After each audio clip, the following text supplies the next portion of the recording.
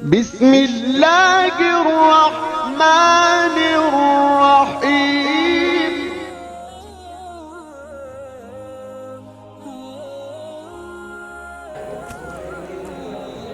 یار وہ دیکھو کاشف کو، وہ کیسے کام کر رہا ہے۔ اس کو تو کوئی کام بھی اچھے سے نہیں کرنا آتا، یہ ہر کام کو بگاڑ دیتا ہے۔ اس سے اچھے کام تو میں کر لوں۔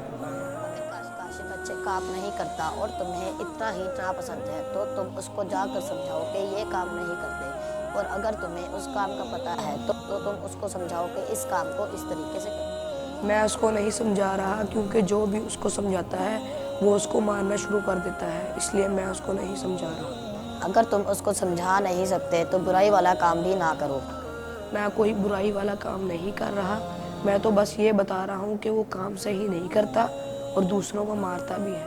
برائی والا کام ہی ہے کہ کسی کی پیٹھ پیچھے اس کی برائی کرنا، اسے چغلی کہتے ہیں، اور چغلی کرنے والا اللہ تعالیٰ کو سخت ناپسند ہے۔ قرآن مجید میں اللہ تعالیٰ نے فرمایا وَلَا يَغْتَبْ بَعْضُكُمْ بَعْضًا أَيُحِبُّ أَحَدُكُمْ أَن يَأْكُلَ لَحْمَ أَخِيهِ مَيْتًا فَكَرِهْتُمُوهُ، اور نہ ایک دوسرے کی غیبت کرو۔ کیا کوئی تم میں سے اپنے مرے ہوئے بھائی کا گوشت کھانا پسند کرتا ہے؟ یعنی چغلی کرنے والا ایسا ہی ہے جیسے کہ وہ اپنے مرے ہوئے بھائی کا گوشت کھا رہا ہو۔ استغفر اللہ، کوئی کسی انسان کا گوشت کیسے کھا سکتا ہے، اور وہ بھی جو مرا ہوا ہو؟ قرآن مجید میں اللہ تعالیٰ نے چغلی کرنے والے کی ایسی ہی سخت وضاحت کی ہے، اس لیے ہمیں کسی کی چغلی نہیں کرنی چاہیے تاکہ ہم اس گناہ سے بچ سکیں۔ آئندہ سے میں کسی کی برائی نہیں کروں گا اور نہ ہی کسی کو کرنے دوں گا۔